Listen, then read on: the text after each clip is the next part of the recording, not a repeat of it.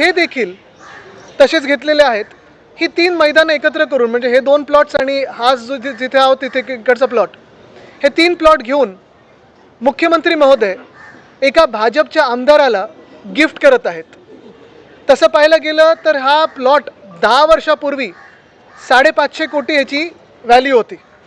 आज किती असेल ही आपण काढू शकता व्हॅल्यू, पण ह्या प्लॉटसाठी, फक्त ह्या प्लॉटसाठी मुख्यमंत्र्यांनी भाजपच्या आमदाराला 21 लाख प्रति वर्ष 21 lakhs पर इयर ह्या किमतीवर गिफ्ट देण्यात आलेली आहे। हे आपल्या सर्वांना माहिती आहे। 3 प्लॉट्स मुंबईतले महत्त्वाचे म्हणजे जुहूमधले आणि हा इकडचा प्लॉट हा मुख्यमंत्र्यांच्या मित्राला, प्रायव्हेट ट्रस्टला, भाजप आमदाराला दिलेला आहे। तसंच पाहायला गेलं तर दुसरं एक ज्याचा आम्ही आज कडवून विरोध करत आहोत, आज कोर्टात देखील केस सुरू आहे। फुटबॉलचं आमचं जे एकमेव मोठं आर्टिफिशियल टर्फ अधिकृत असोसिएशनचं होतं, नेव्हिल डिसूजा फुटबॉल टर्फ, हे देखील भाजपनी धापून मुंबई महानगरपालिकेच्या माध्यमातून काल परवा रात्री कोर्टात एक सांगून देखील दुसरं करून त्यांच्या एका ट्रस्टकडे घेणार आहेत। तिथे एक्झिबिशन सेंटर, कन्व्हेन्शन सेंटर करणार आहेत आणि नेव्हिल डिसूजा हे नाव पुसून एका भाजपच्या नेत्याचं नाव देणार आहेत। नेव्हिल डिसूजा कोण होते जर आपण विचारलं तर गुगल जरी केलं तरी आपल्याला कळेल नेव्हिल डिसूजा यांचा जन्म गोव्यामध्ये झालेला, नंतर मुंबईत राहायला आले ते आणि आपल्या देशासाठी, भारतासाठी ऑलिम्पिक्समध्ये हॅट्रिक मारणारे फुटबॉलर म्हणजे नेव्हिल डिसूजा ही त्यांची ओळख आहे। ते देखील ग्राउंड घेतात। तसंच सिद्धिविनायकाच्या मागे जे मैदान आहे, मेट्रो 3च्या माध्यमातून तिथे घुसायचा प्रयत्न सुरू आहे।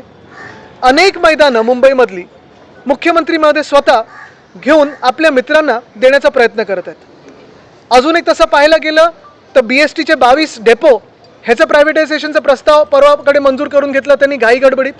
आणि सगळ्यात भयानक म्हणजे मुलुंड येथे स्पोर्ट्स कॉम्प्लेक्ससाठी रिझर्व्ड असलेली जागा ही पेट्रोल पंपाला देतात। अवतीभोवती पेट्रोल पंप असूनही मुख्य गोष्ट हीच आहे की भाजपला मुंबई महानगरपालिका ह्याचसाठी घ्यायची होती कारण अशा मोकळ्या मैदानं, अशा मोकळ्या जागा जिथे तुम्ही मोकळा श्वास घेऊ शकता, मुंबईकर म्हणून चालायला जाऊ शकता, ही सगळी घेऊन ह्यांना प्रायव्हेटाईज करायचेत आणि त्याचा आम्ही विरोध करत आहोत, करत राहू आणि मुंबईकर म्हणून रस्त्यावर उतरून ह्याचा विरोध करू। कारण हे जोपर्यंत मागे घेत नाहीत, मुख्यमंत्री हा भूखंडाचा घोटाळा थांबवत नाहीत, तोपर्यंत आम्ही ह्याचा विरोध मुंबईकर म्हणून करू।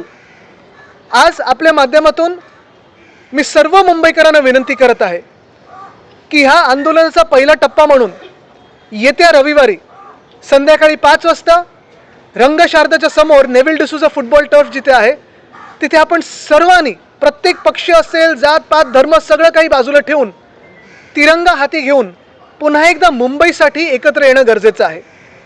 मी इतर सगळ्या नागरिकांशी बोलत आहे, सगळ्या ALMशी बोलत आहे, NGOशी बोलत आहे, स्पोर्ट्स क्लबशी बोलत आहे आणि खास करून जसं मी सांगितलं कुठेही पक्षाची आयडेंटिटी नाही, कुठच्याही पक्षाची आयडेंटिटी नाही, तर मुंबईकर म्हणून, मुंबई प्रेमी म्हणून, स्पोर्ट्स लवर म्हणून आम्ही सगळे एकत्र येत आहोत। ह्याच्यात माझं बोलणं स्थानिक लेवलवर काँग्रेसशी देखील झालेलं आहे।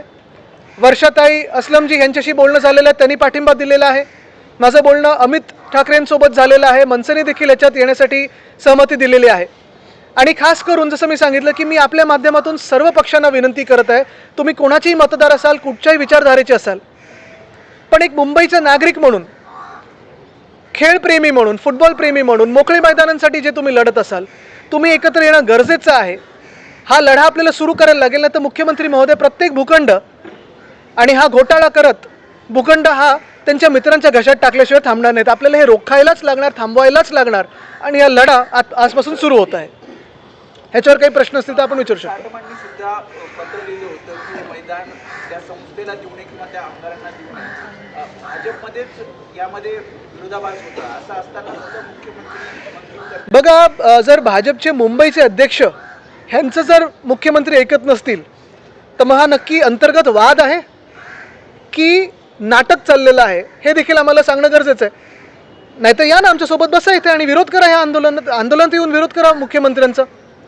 कारण जर अमित साटम यांनी पत्र दिलं असेल तर मग ते महापौरांनी कसं पास करून घेतलंय? मुंबईचे अध्यक्ष भाजपचे कोण आहेत की त्यांचे आता काही अधिकार राहिले नाहीत, त्यांची काही इज्जत राहिली नाही पक्षामध्ये, हे देखील त्यांनी सांगावं। मी सांगत आहे प्रत्येक मुंबई प्रेम्याने आणि ज्यांना ओपन स्पेस वाचवायची आहे आणि ह्या खास करून ओपन स्पेस वाचवायचे आहेत आणि मुख्यमंत्र्यांच्या निर्णयाचा विरोध करायचा असेल त्यांनी तिथे यावं।